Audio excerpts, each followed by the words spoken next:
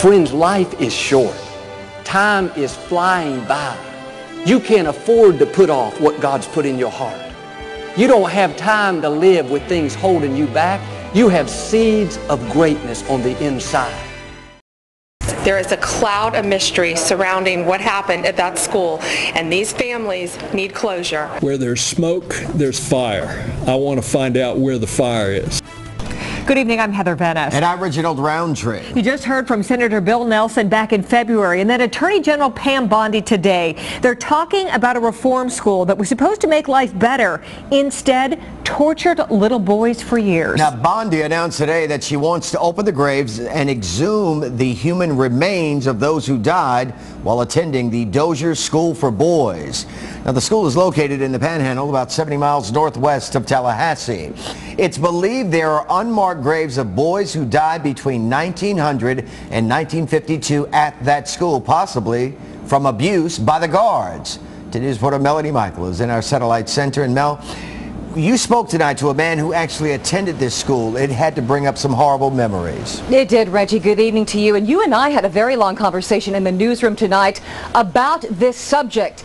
These were children, some of them as young as 6 years old, and what they went through was torture all of those years. And as you mentioned, Attorney General Pam Bondi wants to exhume the bodies of those left behind for closure for those grieving families. It was supposed to be a reform school for boys nestled among the pines of North Florida.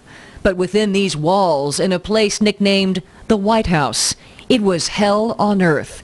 Little boys beaten so severely, flesh came off their backs. Their cries at night, never heard.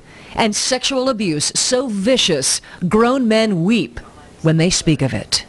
He turned on a big industrial fan, made a very large racket, but not enough of a racket to where you couldn't hear the slap of the whip, and grunts and groans and then cries and screams and noises that I'd never heard. Robert Straley still sleeps with one eye open. He's had nightmares for 45 years. He was just 13 on his first night at the Dozier School for Boys and was dragged away in his pajamas, beaten with a leather whip mercilessly, 18 lashes, until he could no longer stand. Leather was a double ply, this thick, double plied, about 4 to 5 inches across. 2 years ago, the school closed permanently after more than a century.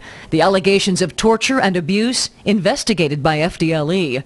USF researcher Dr. Erin Kimmerly and her team have found nearly 100 bodies of little boys left behind. They were buried in shallow, unmarked graves, and so this is horrible, and it's important for these families to find out if their loved ones are there. The expose of all this is good because maybe it wasn't really about the abuse to begin with. Maybe it was about getting all those boys up and out of the ground and out of the darkness and to the light. Wow, what a story. You know, we want to thank Robert tonight for being so brave and sitting down with us and sharing his account of what took place all of those years at the Dozier School. We should tell you that Pam Bondi is hoping to have that court order signed very soon, and possibly we could see the exhumation in the next month. I'm Melanie Michael, live in the Satellite Center tonight.